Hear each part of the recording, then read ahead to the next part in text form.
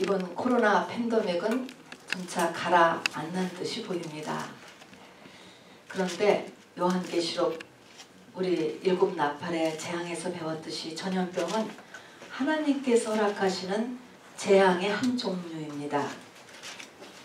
그리고 전 세계적으로 번진 전염병, 이번같이 이것은 주의 재림을 앞둔 하나님의 경고의 하나입니다. 경고의 목적을 가진 구약시대 도구가 나팔이거든요. 그래서 나팔재앙 이렇게 이야기하잖아요. 그래서 이 나팔재앙은 깨어라 라고 하는 의미를 가지고 있습니다. 깨어라. 우리 잠영종 있잖아요. 얼랑클락 따르릉 따르릉 막 울리면서 뭐예요? 깨어라 일어나라 이거거든요. 웨이크업 잠영종 소리인 것입니다. 코로나가 그냥 이렇게 지나가더라도 우리는 이 코로나를 통해서 하나님의 잠영종 소리를 꼭 잊지 마셔야 합니다. 주의 재림을 앞둔 하나님의 잠영종이 울렸다라고 하는 것을 잊지 말아서야 된다는 것이죠. 우리가 계시록에서 배웠듯이 우리는 지금 넷째 나팔이 불리기 바로 직전에 살고 있습니다. 넷째 나팔은 뭐냐면 넷째 나팔이 불면 전삼년반이 시작되는 것입니다. 그러니까 우리는 지금 전삼년반이 시작되기 전, 바로 그 전에 살고 있어요. 근데 전삼년반은 어떤 시기냐면은 우리 다 배웠어요. 근데 잊어버려서 그러지. 전삼년반은 흑암시대예요. 흑암시대. 그래서 아직은 완전한 흑암시대에 들어가지 않았어요. 근데 흑암시대에 살고 있는데 흑암시대를 이야기한 거가 이사야 60장이었습니다. 일어나 빛을 발하라. 보라 어두움이 땅을 덮을 것이며 캄캄함이 만민을 가리우려니와 그랬습니다. 이때에 살아남고 이때에 사역하기 위하여서 현재 우리가 훈련받고 있다는 것을 잊지 마시기 바랍니다. 아멘. 이것을 지금 부지런히 준비하고 있습니다. 아멘. 마태복음 24장 잠깐 열어주실까요? 예수님의 에센스 종말론입니다. 신약성경 40면이에요. 마태복음 24장 마태복음 24장 예수님의 종말론이 쭉 하다가요. 성경에서 항상 그러므로가 나오면 우리가 해야 될 행동 강령을 얘기하는 거예요. 그러면 예수님이 종말론을 쭉 말씀하시다가 24장 42절을 보세요. 우리가 할 거예요. 우리가 할 거. 우리가 할 거 두 가지입니다. 42절 같이 읽어봅시다. 시작. 그러므로 깨어있으라. 여기까지만. 여기는 암송할 수 있잖아요. 여기까지는. 우리가 할 첫 번째 것은 그러므로 깨어있으라. 다음에 44절도 앞부분만 읽읍시다. 시작. 이러므로 너희도 준비하고 있으라. 네. 이러므로 같은 것입니다. 그러니까는 종말을 맞이하여서 우리가 해야 될, 내 쪽에서 해야 될 가장 큰 두 가지는 뭐냐면 첫 번째는 깨어있는 거, 두 번째는 뭐예요? 준비하는 거. 요 두 가지입니다, 여러분. 자, 그래서 오늘도 말씀을 통하여서 우리가 깨어나고 그리고 주님 맞을 준비를 하고 요 두 가지를 우리가 하셔야지만 합니다. 깨어있다라고 하는 것은 뭐냐면 영적인 감각력을 가지셔야 되는 거예요. 우리는 다 육의 감각력에서는 다 민감하죠. 근데 영적인 감각력을 가지는 게 깨어있는 것입니다. 여러분 영적인, 그러니까 그 영적인 게 아니고요. 종말의 그 영적인 상태는 인류 역사에 반복되어서 나타납니다. 모든 영적인 사이클은 항상 똑같은 법이에요. 그래서 그거 나타난 거가 노아 홍수 때, 마지막 때도 노아 때와 같다. 노아 홍수 때, 또 소돔과 고모라 때, 또 그 다음에는 이스라엘 왕정의 멸망 때도 마찬가지예요. 망멸. 그리고 네 번째가 예수님의 초림 때, 그리고 이제 재림이 오는 것입니다. 그래서 성경은 이 모든 것을 성경에 기록해 놨어요. 왜냐하면 이것을 보고 깨어있고 이것을 보고 너희가 준비하라고 하는 것이죠. 그래서 오늘은 그 가운데서 이스라엘의 왕정 멸망 때, 이것도 똑같은 주님의 이 오시는 종말하고 같은 것이거든요. 이스라엘의 왕정 멸망을 이렇게 중심으로 하여서 이 종말을 같이 공부해 보려고 합니다. 여기에 오늘 우리가 본문으로 하나님 주신 것이 에레미야서입니다. 에레미야가 이 이스라엘 멸망 바로 직전에 살았고 그때 소명을 받은 사람이에요. 지금부터 하면 2600년 전 남유다의 사람이었습니다. 물론 그 당시 소명 받을 때 나라가 멸망할 줄 몰랐어요. 지나고 나니까 멸망을 했고 지나고 나고 보니까 이러면은 바로 그 전에 부름을 받은 사람이로구나. 40년 사역을 했어요. 근데 40년 사역을 하면서 40년 후에 나라가 멸망을 했거든요. 그렇게 끝자락에서 부름을 받았습니다. 근데 이 에레미야가 부름받은 그 시점 이걸 보면은 저는 요즘 정말 엔드타임에 증상하고 너무나 역시 똑같습니다. 에레미야는 부름을 받을 때 에레미야서 1장을 보면 부름받을 때 하나님이 주신 말씀이 뭐냐면 네가 할 사역은 무너질 것은 무너뜨리고 세울 것을 세우는 사역이다. 이렇게 말씀했어요. 굉장히 아리송하지 않습니까? 이게 무슨 말씀이냐? 갈라지는 거예요.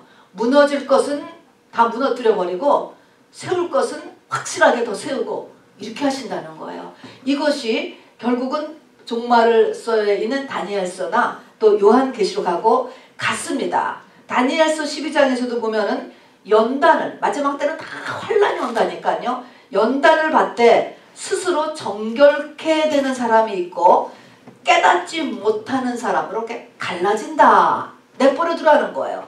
또 요한계시록에도 22장에 가서 불의를 행하는 자는 그대로 불의를 행하게 두고 더러운 자는 그대로 더럽고 거룩한 자는 그대로 거룩하게 하라. 때가 가까우니라. 그래서 이 마지막 때는 이렇게 갈라져. 색깔이 확 갈라지게 되는 시대다. 그리고 이 에레미야의 이 소명을 들으면 이게 엔드타임인 것을 엔드타임 사역자인 것을 이렇게 깨달았을 텐데 에레미야는 그것을 깨달았는지는 모르겠습니다.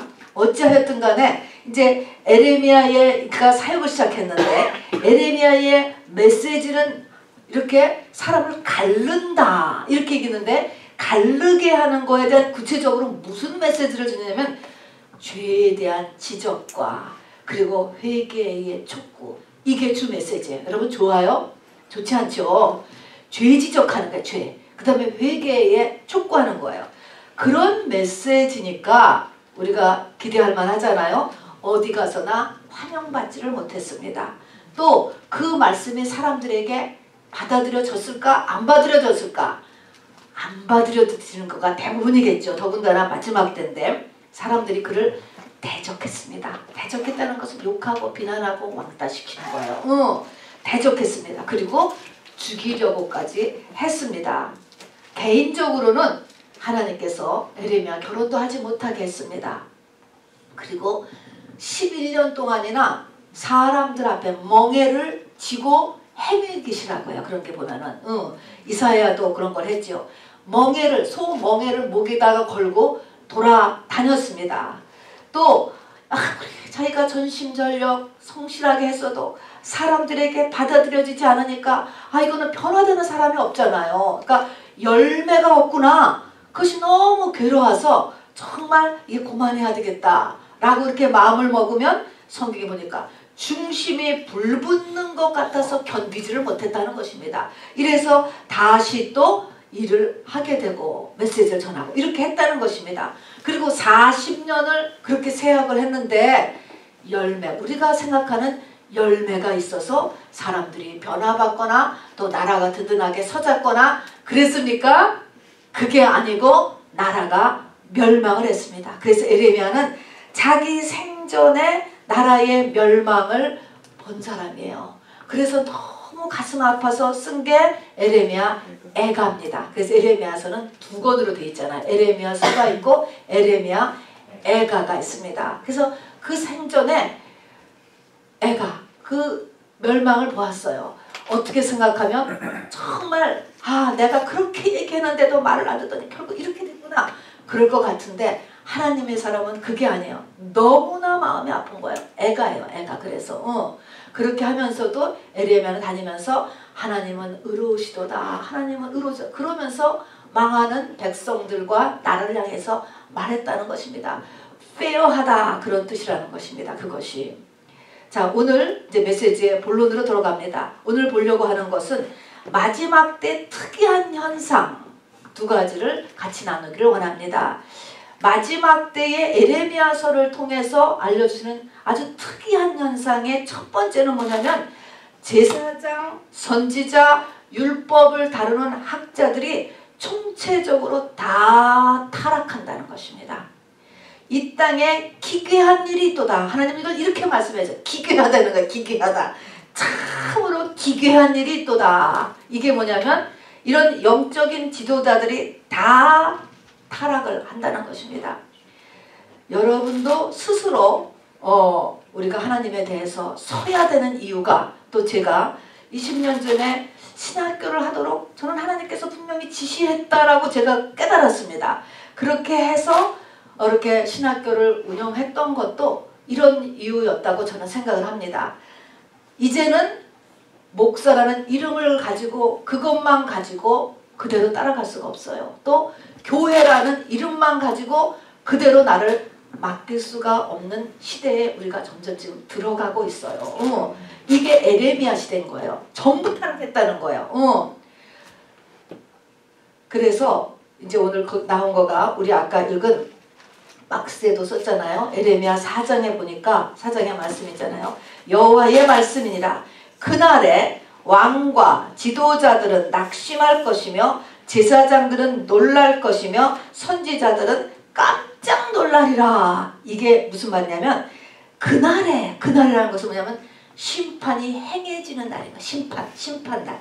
심판이 행해지는 날에 낙심하고 놀라고 놀라다 못해서 깜짝 놀란다는 거야. 이게 무슨 말이냐?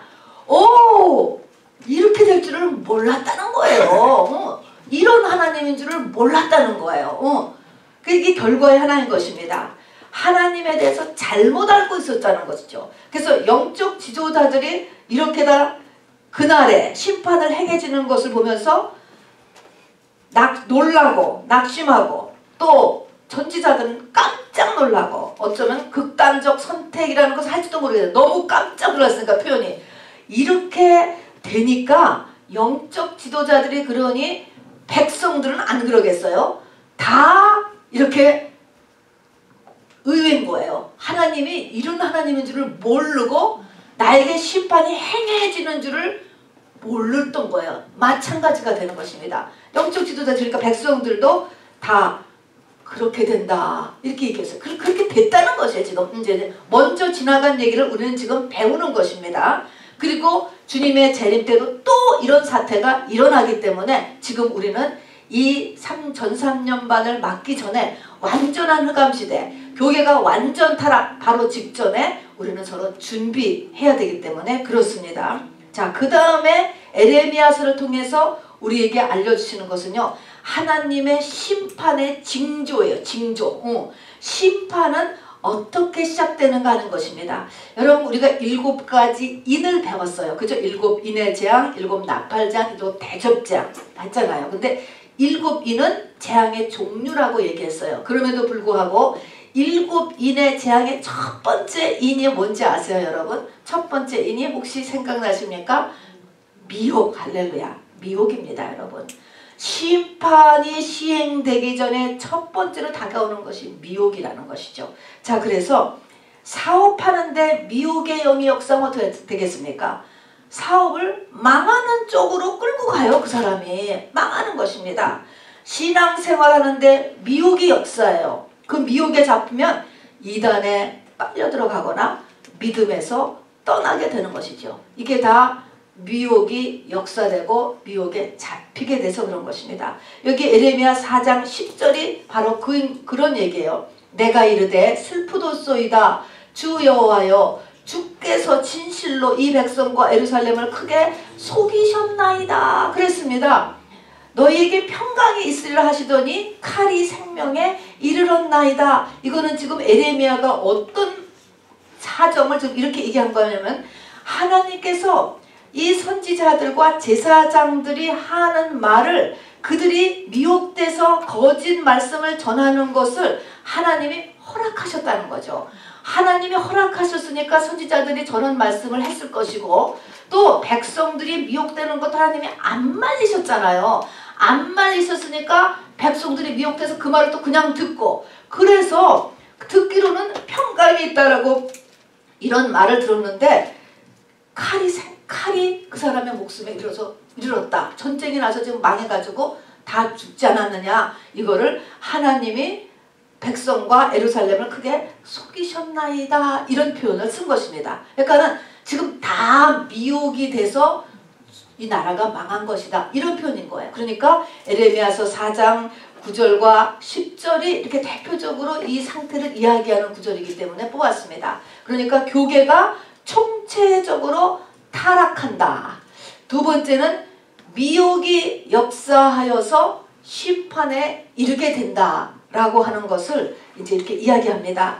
자, 그러면은 이것을 데살로니가 후서 2장 11절에서도 우리가 같이 읽었습니다. 하나님께서 미혹을 보내사 거짓 것을 믿게 하심으로 하나님의 심판을 이룬다는 것입니다. 자, 그러면은 하나님께서 미혹을 그들에게 보내서, 우리가 모르잖아요. 하나님이 나한테 미혹을 보냈는지, 우리 교회에 미혹을 안 보이잖아요. 미혹을 보내서 거짓 것을, 미혹된 것, 진리가 아니에요. 사실이 아니에요. 근데 그것을 믿게 한다. 믿게 한다 하는 것입니다. 무슨 말일까요? 잘못된 것을 믿게 한다. 여기서 결론은 내가 잘못 본다는 거예요. 잘못 생각한다는 거예요. 잘못 판다는 거예요. 잘못 판단, 내가.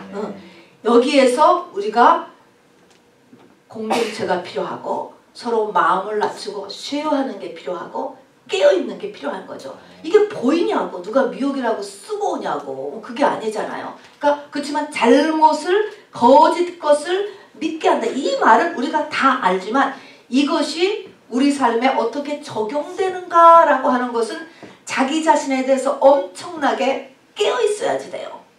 그래서 내가 지금 뭔가를 잘못 보고 있고 잘못 생각하고 있고 잘못 판단하고 있고 잘못 결정하고 있지는 않은가가 우리가 항상 깨어있어야지 돼요. 마지막 때 교회가 다 타락한다라고 해서요. 그러면 뭐 시온교회 최열림 목사는 괜찮아? 나만 괜찮아? 절대로 그렇지 않아요. 저도 그 위험 속에 있지 않겠습니까? 굉장히 사실은 긴장해요. 저도. 그리고 주의하려고 하고 있지만 여러분의 기도가 역시 필요한 것 같아요. 어쨌든 다 그렇다는데 뭐 나는 아니야 그런 게 어디 있겠어요. 그러니까 목회자도 마찬가지, 성도도 마찬가지예요. 지금 같이 배우면서 자기 자신을 돌아보는 것이죠. 어쨌든 이렇게 미혹을 역사하여서 이것이 그냥 두면 심판에 이른다라는 것이죠. 그러면 하나님께서 왜 이렇게 미혹에 빠지는 것을 가만두셨을까? 또 왜 미혹을 나한테 보내셨을까? 왜 이스라엘 백성들에게 미혹을 역사하여서 거짓 것을 믿게 하셨을까? 여기 에레미야 한 것처럼 하나님께서 이 백성과 예루살렘을 속이셨나이다. 미혹을 속였다. 하나님이 속여서 하나님이 속이게 하시니까 다 넘어갔지 뭐. 다 넘어갔잖아요. 그렇게 하셨나이다 하는 것. 왜 하나님께서 미혹을 보낼까요? 성경에 보니까 바로 회개의 기간을 넘었을 때 미혹을 보낸다는 것입니다, 여러분. 그래서 에레미야 앞부분은 전부가 다, 그리고 전체는 다 회개를 촉구하는 내용이에요. 죄를 지적하고 회개를 이야기하는 것이죠. 그렇죠. 첫 번째로는 말씀, 설교를 통해서 회개가 나갑니다. 그 다음에 누군가를 통해서 말을 듣게 하십니다. 또 어떤 것을 보게 하고, 하다못해 뉴스를 통해서까지도 성경에 보니까 너도 회개하지 않으면 이같이 망하리라. 실로암 망대가 무너져서 사람이 죽었다는 이야기를 뉴스로 전해주니까 예수님은 제자들에게 그렇게 응답하셨잖아요. 하다못해 세상에 뉴스를 들으면서도 자기 자신의 심령을 낮추고 하나님 앞에서 내가 뭐 회개할 거가 있어서 내가 이런 뉴스를 듣게 되는가 라고 돌아보도록, 그래서 회개를 하나님께서 계속 촉구하시는데 안 해. 안 하는 게 아니고 못하는 거겠죠. 어떻게 보면은. 그래서 그 기회를 놓쳐버렸어요. 여러분, 세월을 아끼라라고 하는 말은 기회를 잡으라고 하는 것인데, 기회의 첫 번째는 회개할 기회예요, 여러분. 회개라는 단어가 듣기 싫은 단어이지만 이 회개의 기회를 놓쳐버린 사람한테 역사하는 게 미혹이라고 하는 사실인 것입니다. 무서운 것이죠. 자, 이렇게 되면 그 다음에요. 이제 보니까 이렇게 미혹이 돼서 이제 이게 백성들이 이제 나갔는데, 세 번째는 오늘 에레미야서를 통해서 이 마지막 때에 또 우리가 깨달아야 될 것이 뭐냐면, 우리의 하나님에 대한 오해가 지금 미혹돼서 쫙 잘못 나가고 있다는 것입니다. 왜냐하면 선지자들이 깜짝 놀랐다니까. 선지자들이나 율법을 가리키는 제사장들은 말씀을 잘 알 거 아닙니까? 근데 그 사람들이 깜짝 놀래고 깜짝 놀래고 이랬을 때는 이게 아닌데? 내가 알고 있던 하나님하고 다르게 역사했단 말입니다. 그러니까 하나님에 대해서 잘못 알고 있다는 것입니다. 잘못. 이것 또한 미혹에 들어가는 거예요. 자, 근데 여러분 이제 같이 말씀을 이제 드려볼게요. 어떤 하나님인가? 가장 위험한 거가 사랑의 하나님이라는 말씀이에요. 사랑의 하나님. 맞는데도 이 사랑이 어떤 사랑인가라는 것을 오해하면 안 된다는 것이죠. 우리가 기름 준비한 10처녀의 이야기가 있지 않습니까? 그래도 그 처녀들이 등을 준비하고 신랑을 기다린다라고 있었습니다. 졸기는 10명이 다 졸았어요. 그리고 막판에 신랑을 볼 그 기름이 없으니까 기름 준비하려고 막 이리 뛰고 저리 뛰고 했잖아요. 어떻게 생각하면은 와, 그거 참 봐주면 안 되겠습니까? 그 정도, 그래도 그 정도 했으면 정말 사랑의 하나님이 그냥 끌어안아줬으면 좋겠는데, 그때가 돼서 문이 딱 닫혀버려. 문이 닫혀버리고 내가 너를 모른다. 딱 인정사정이 없잖아요. 노아의 방주도 마찬가지였어요. 방주도 문이 한번 닫히니까 그 뒤에 갓난이도 어린아이도 다 죽었어요. 죄 없어 보이는 다 죽었다니까요.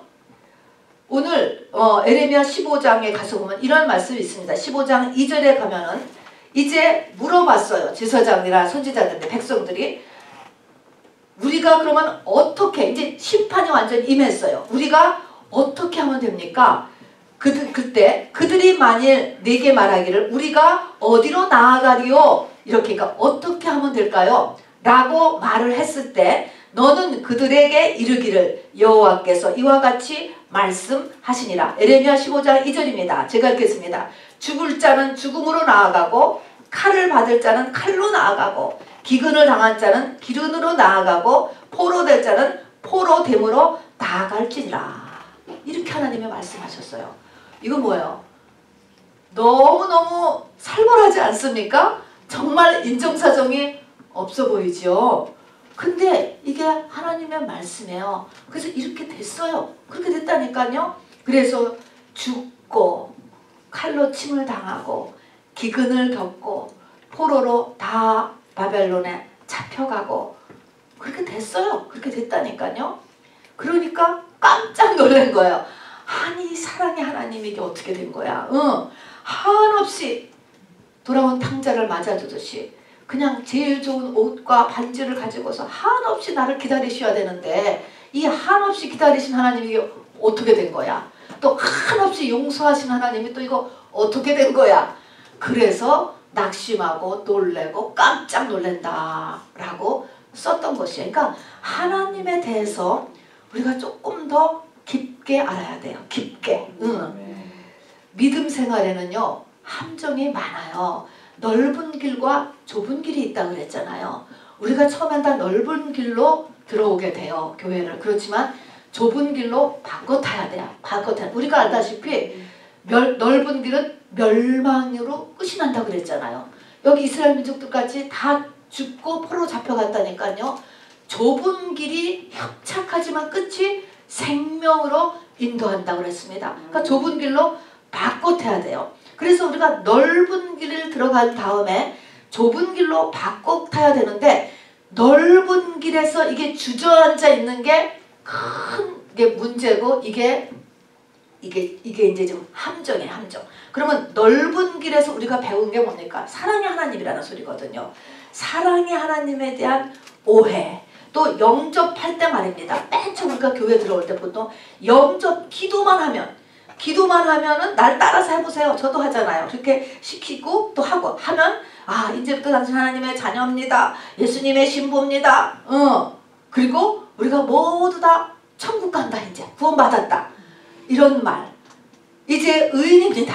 잘못된 의인, 의식 이런 것들이 다 깊어져야 되는 거예요. 그 다음에 우리가 교회 다니는 목적이 뭐냐는 거예요. 신앙생활의 목적이 세상이면 안 되는 것입니다. 다 지금 여기에 주저앉아 있는 거예요. 우리의 목적은 세상이 아니잖아요. 내세로 넘어가야 되잖아요. 영생 하는 내세로 넘어가야 되는데 하나님이 우리를 고난을 주는 거는 다 여기 지금 새 예루살렘 성에 들어가기 위한 것 때문에 고생을 시키는 것이지 우리 알다시피 처음 예수 믿는 사람 막 이적을 베풀어 주시잖아요. 그거하고 다른 것입니다. 좁은 길로 우리를 몰아가십니다. 자 그래서 세상을 신앙생활의 목적으로 두면 어떤 일 할까? 속사람 성장이 안 돼요. 여러분 속사람 성장이 안 돼요. 그러니까 하나님이 사랑하는 자는 걸 막으세요. 세상 성공 세상에 인정받고 돈과 명예를 올라가는 것들이죠. 그것이 완전한 목적이 되면 절대로 안 된다는 것입니다. 그리고 그 다음에는 은사나 신비 체험이 또 신앙의 목적지가 되면 절대로 안 돼요. 그것에 의해서 왔다 갔다를 그걸로 하면 안 되는 것입니다. 또 내가 은사 받으면 다 된 줄을 아는 것도 절대로 아닌 것이죠. 그것이 목적지가 되면 절대로 안 돼요. 또 갈라디아서 1장에 보면은 다른 복음이라는 말이 나. 다른 복음.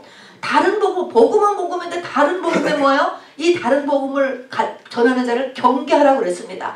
다른 복음은 뭐예요? 십자가를 뺀 복음인 것입니다. 여러분 십자가 없이 부활만 얘기하는 것입니다. 이 역시도 영적 성장이 안 되는 것입니다. 속사람 성장이 안 돼. 이 모든 것들은 다 속사람 성장하고 관련이 있는 것인데 하나님이 원하시는 것은 뭐예요? 일정 기간 동안에 이 식물들이 정말 플랜트를 하면 열매를 내야지. 우리가 고추를 심어서 고추를 걷어야지. 고추하고 두고 아무리 잎이 무성하고 줄기가 커야 우리 아무 효과가 없잖아요. 목적을 내놔야 될 거예요. 목적. 고추 내놓고 가지 내놓고 호박 내놓고 열매를 내놔야지. 열매는 우리의 속사람이에요. 여러분. 이 속사람 겉사람은 다 땅에 묻게 되는 것입니다. 그래서 이런 함정들을 우리가 이겨나가야 되는 것입니다.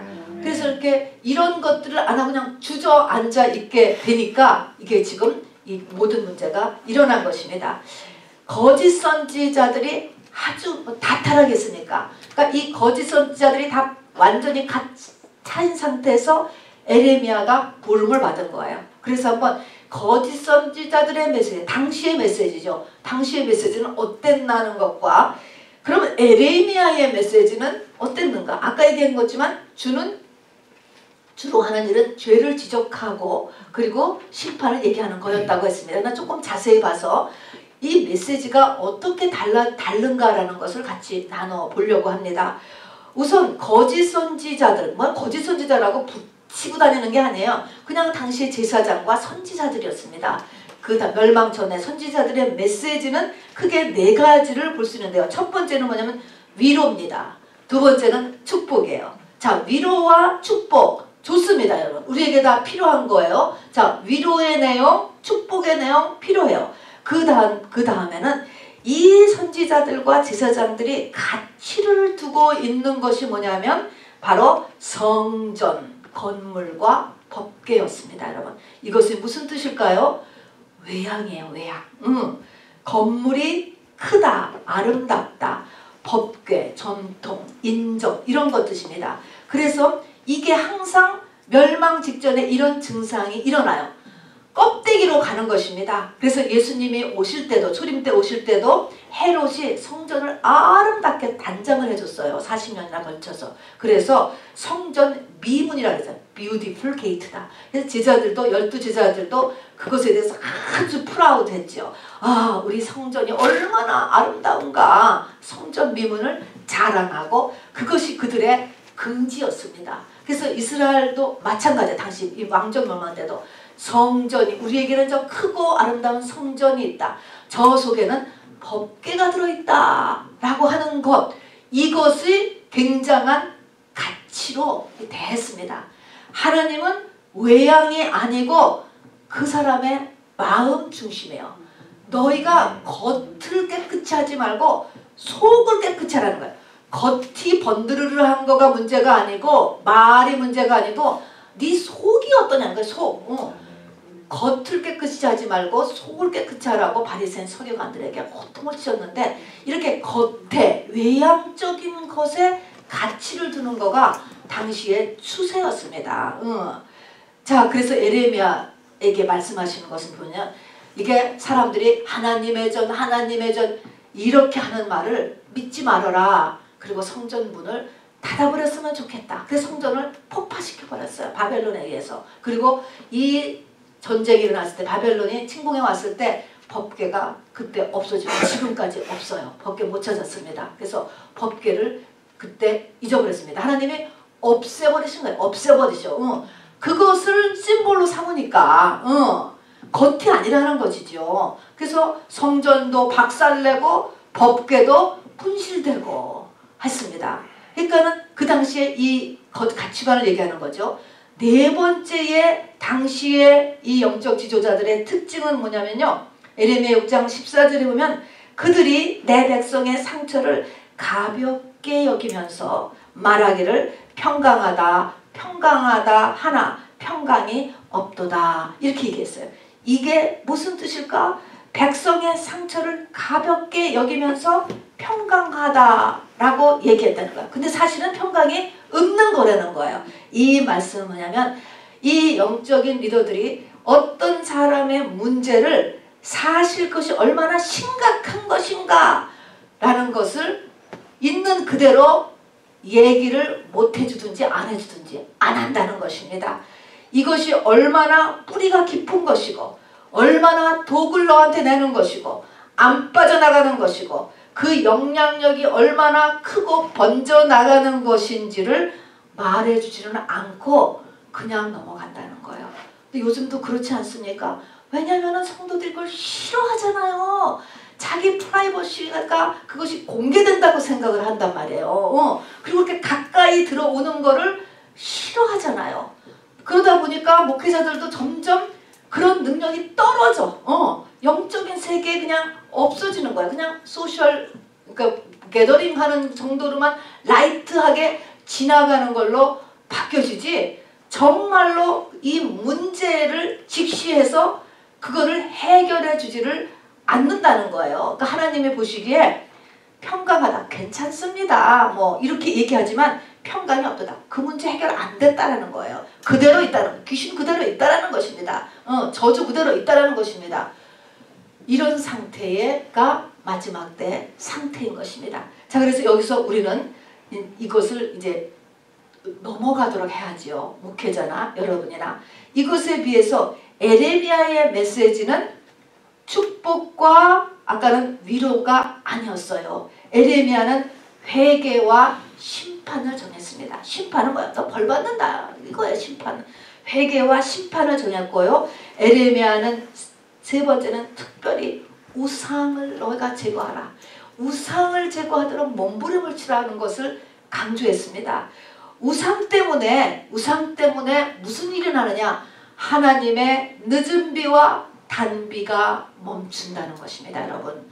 늦은 비, 이른 비는 정기적으로 내리는 하나님의 은혜의 줄기예요. 단비는 특별비야, 특별비. 부흥의 때의 특별비 같은 건 단비죠. 은혜의 단비. 그다음에 이른 비는, 늦은 비는 정말 이 곡식이 성장하기 위해서 내 속사람이 성장할 수 있도록 내려지는 게 비인데, 이른 비, 늦은 비, 단비가 네가 우상을 가지고 있는 것 때문에 멈춘다는 거야. 그러면은 이른 비와 단비, 늦은 비가 네 마음밭에 내리는 것이 멈춰지면 어떻게 되느냐? 네 마음밭이 가시덤불밭과 묵은 땅이 된다는 거예요. 가시덤불밭이 되고 내 마음밭이 묵은 땅이 된다. 묵은 땅, 딱딱한 땅에다가 씨를 뿌리면 나요, 안 나요? 안 나죠. 집사님이 지난번에도 밑을 이렇게 읽어줘야 된다면서요. 그런 것처럼 밭을 읽어줘야 되는데 딱딱한 묵은 밭이 된다는 거예요. 그리고 가시덤불 밭이 된다는 거예요. 아무리 말씀을 들어도 조금 더 말씀이 그 속에 들어가지를 않아. 영향력이 없어요. 그냥 후루루루 없어져 버리는 것입니다. 이게 왜 그래요? 피가 안 오는 땅이니까. 피가 안 오는데 왜 비가 또 안 올까? 어떤 사람은 변화를 받고 어떤 사람은 성장을 하고 나가는데 왜 나는 이렇게 조금 더 은혜가 없을까? 내 마음밭에 우상이 있기 때문에 그렇다는 것입니다. 그래서 이 우상은요, 누구나 달 것 없이 지금 뭐 부처한테 가서 절하는 우상이 아니죠. 마음속의 우상인 것이죠. 나를 진짜로 움직이는 거가 뭐냐 하는 거예요. 이것을 철저하게 이것을 위해서 싸워야 돼요. 하루아침에 안 되잖아요. 돈이거나 자식이지 뭐, 아니면은 자기 자신의 자존심이거나 셋 중에 하나죠. 이것과의 싸움을 우리가 해야 되는 것을 보여줍니다. 그래서 이렇게 우상을 없애라 라는 것과 그 다음에 똑같이 자아입니다. 자존심의 문제를 건드렸습니다. 에레미야의 메시지를 보면요, 정말 싫어할 만도 하겠다, 사람들이 그렇게 생각이 돼요. 이 자존심을 내려놓는 것은 뭐냐면 우리가 다 내 인생의 주인이 나잖아요. 내 생각. 그런데 이것을 하나님으로 바꾸는 겁니다. 하나님 주신. 그러니까 내 뜻이 아니고 항상 하나님 뜻을 구해야 되는 거예요. 이러려면은 나를 내려놔야 되는데, 나를 내려놓는 지정의 중에서 뭐가 가장 어렵까? 정이 가장 어렵다 그랬습니다. 내 감정. 이 내 감정을 포기한다는 것. 기분 나쁘고 자존심 상하다. 내 생각, 내가 갖고 있는 경험, 지식, 내 판단력, IQ 돌아가자. 지정의를 다 내려놓고 하나님께서는 어떻게 하시기를 원하실까? 이거를 내려놓는 거가 이제 우리가 나를 포기하고 주님이 이 주인 되시도록 하는 것입니다. 그래서 그렇게 해야만 들을 수 있는 것이 뭐냐면 바벨론에 항복하라고 이야기했습니다. 바벨론에 항복해라. 항복 안 했어요. 3차례나 거쳐서 공격을 받고 결국 그냥 무너졌습니다. 왜 항복을 해? 자존심 상하게. 우리가 어떤 나라인데 항복해라고 했습니다. 또 바벨론에 잡혀간 다음에는 이 에레미야는 거기서 터잡고 살 생각을 해라 이렇게 얘기했어요. 거기서 살으라는 거예요. 바벨론에 가가지고 이방 나라에 가가지고 막 잡혀가서 포로로. 그때에 바로 다른 그러니까 거짓 선지자들이죠. 이 거짓 선지자들은 1, 2년 내에 돌아간다라고 얘기했습니다. 끝난다. 포로기가 1, 2년 내에 끝난다. 에레미야 25장 11절에 보면 정확하게 바벨론 포로 기간이 70년이 될 것이라는 것을 포로 전에 에레미야 입을 통해서 얘기하신 게 나와요. 얼마나 놀랍습니까? 알았다니까요. 이게 70년 간다. 그래서 그러니까 그거에 맞춰서 바벨론에 가서 70년을 살아야 되니까 터잡고 살아야 된다. 그리고 어차피 이것은 넘어갈 거니까 항복을 해야 피해가 준다 하는 것입니다. 그런데 이 두 가지를 다 듣지 않았어요. 뭐 때문에? 자존심 때문에. 자존심 때문에. 그리고 거짓 선지자들이 부추기죠. 아니 전능하신 하나님의 우리는 백성이야. 아브라함의 후손들이야. 한 것입니다. 하나님은 역사하실 수 있어. 왜 우리가 이렇게 오래 가냐? 1년 내로 우리가 돌아올 수 있다. 명령 기도하면 되고 귀신 쫓으면 된다. 라고 해서 1, 2년에 돌아와요. 많은 사람들이 저기를 추종했습니다. 그런데 이미 되돌릴 수 있는 시기가 지난 거예요. 그런 시기, 되돌릴 수 있는 시기가 다 지나서 지금 뭐예요? 하나님의 심판이 떨어지고 하나님의 선고가 떨어졌어요. 하나님의 선고가 70년 딱 떨어져 버렸다. 이때는요 불가능해요. 그때는 뭐예요? 벌을 순위 받는 수밖에 없어요. 벌을 순위 받고 천부여 의지 없어서 이렇게 벌을 순위 받고 그러면 하나님이 반드시 70년이 지나면 내가 그들을 권고하여 그들에게 다시 어프로치 한다는 것입니다. 그래서 하나님께서 이제 다시 고국으로 돌아오게 하신다는 말씀이 있어요. 우리도 마찬가지라고 하는 것입니다. 거기까지 가지 않아야 되는데 가서 선고가 심판이 시행됐으면 이거는 어쩔 수가 없어요. 그러니까 거기까지 우리가 가지 않아야지요. 가지 않는 저와 여러분 되기를 바랍니다. 자, 그런데 에레미야도 죽으라고 다니면서 메시지를 전했어요. 근데 에레미야의 메시지를 듣고 백성들의 반응이 어땠냐? 아까같이 싫어했는데 뭐라고 얘기했느냐? 왜냐면 여러분은 이런 메시지, 그런 에레미야의 메시지를 계속 듣는다면 여러분도 어떨 것 같아? 회개해라. 너 그러면 심판 온다. 우상을 버려라. 자존심 내려놔라. 이게 에레미야 4대 메시지가 되는 거예요. 이런 메시지를 계속 들으면 뭐 우리도 뭐 기분이 좋을 것 같진 않지요. 그런데 에레미야 38장 4절에 보면은 이렇게 말했습니다. 에레미야는 우리를 약하게 하나이다. 이렇게 있어요. 우리하고 똑같잖아요. 힘 빠진다는 거예요. 그 사람 설교 들으면은 힘 빠진다. 이렇게 있습니다. 자, 그러니까 여러분들이 이 두 가지를 잘 한번 생각을 해보셔야 돼.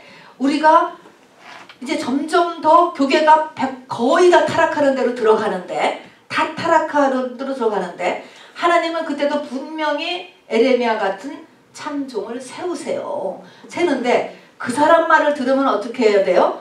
약하게 내가 힘 빠진다니까 그렇게 될 것 같아요. 그 사람들이나 우리나 비슷하겠죠. 그렇게 될 것 같아요. 자, 그러니까 이럴 때 우리가 우리 믿음을 세워야 돼. 부활의 이 믿음을, 이 부활의 능력을 나 스스로 꽉 붙잡으라고요. 우리 주님이 부활하신 거 우리가 계속 부활절을 맞는 거 아닙니까? 내 스스로 그냥 이렇게 세우세요. 그래서 어쨌든 이게 다 필요한 거예요. 성경에는 위로와 축복이 분명히 있다고요. 위로와 축복이 있어요. 그리고 이 에레미야의 메시지도 분명히 있죠. 그런데 하나님께서 지금 막 마지막 때가 돼서 에레미야의 메시지 같은 메시지만 내가 자꾸 듣게 돼. 그렇게 할 때는 여러분이 자기 스스로를 이렇게 발동기를 가정해서 일어나시라는 것입니다. 스스로. 그리고 우리가 공동체끼리 서로 힘을 주어서 아니야. 할 수 있어. 하나님은 우리를 사랑하셔. 하나님은 너를 사랑하셔. 네가 그만큼 하면 참 잘하는 것이다. 그렇게 하면서 서로 일으켜 세우는 그런 일을 우리가 할 수 있게 되기를 바랍니다. 자, 그래서 이렇게 두 종류의 메시지가 하나님의 세계 속에 다 있는데 이것을 내가 잘 나한테 받아들여. 아까도 얘기했지만 전적으로 우리가 이 교회와 목회자를 믿을 수 없는 시대에 들어간다고 했잖아요. 그래서 여러분들 공부 많이 하시지 않았습니까? 그리고 그동안에 지나왔으니 그렇게 하시도록 하고요. 그러나 지금 내가 이멀전시에 들어갔다. 만일의 환경에 이멀전시, 내 삶에 위기가 왔다. 그럴 때는 그 메시지가 나를 약하게 하느니 많으니 이런 소리를 들을 때가 아니에요. 나를 약하게 한다. 저런 메시지 들으면 내가 힘 빠진다. 그런 마음을 다 버리고 이제는 죽느냐 사느냐예요. 여러분. 자존심 다 내려놓고 완전히 내려놓고 바로 하나님 앞에 회개로 나가는 수밖에 없는 것입니다. 심판은 뭐예요? 마지막에 죽는 거예요. 그냥 회복이 안 되는 거라니까요. 그래서 이렇게 이게 내 인생이 지금 크라이시스다 라고 했을 때는 에레미야의 메시지를 그냥 100% 우리가 받아들이는 저와 여러분이 꼭 되시기를 바랍니다. 여러분, 요한계시록 맨 끝인 21장 22장은요 천국인데 그 천국을 자세히 보세요. 그 천국은 새 예루살렘 성을 묘사해 놓은 겁니다. 하나님이 원하시는 것은 새 예루살렘 성에 들어가는 거예요. 그리고 그 새 예루살렘 성은 들어가기가 얼마나 어려운지 몰라요. 거기는요 한마디로 자기의 두루마기를 빤 자들만 들어간대요. 두루마기를 빤 자. 그래서 거기에는 뭐 여러 가지 뭐 거짓말을 하는 자, 음행하는 자, 뭐 여러 가지인데 그런 거에 관련된 모든 두루마기를 내가 다 처리가 돼야 된다는 것입니다. 자, 그러니까 두루마기를 빤 자만 들어간다라고 하는 것처럼 그리고 매우 어려워요. 굉장히 어려워요. 보니까. 그런데 우리가 영접 기도만 하면은 다 요한계시록 21장 22장으로 건너뛰는 게 아니라는 것을 알으셔야 돼. 두루루루루 팍 떨어져 나가잖아요. 이런 하나님, 사랑의 하나님이 다 기다려주고 다 받아주고 다 죽기까지 용서해주고 하는 하나님이 아니다라는 데까지 우리가 좀 성숙할 수 있게 되기를 바랍니다. 결론입니다. 이제 코로나가 이렇게 서서히 지나가고 있는 것 같은데요. 이 코로나 가운데서 우리를 지켜주신 하나님께 감사드립니다. 그러면서도 이게 그냥 지나가서 됐다 라고 하지 말고 뭐 어떤 나라가 잘못해서 이렇게 됐다 그렇게 블레임해서 돌리지 마시고 우리 모두는 하나님의 나팔소리 경고를 잊지 마시기 바랍니다.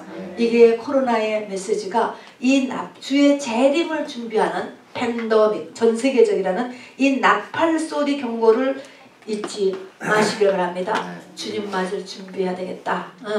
지금 나에게 역사는 모든 것은 하나님이 나를 주님 맞을 준비로 나에게 대하고 계시다라고 하는 것도 잊어버리시면 안 됩니다.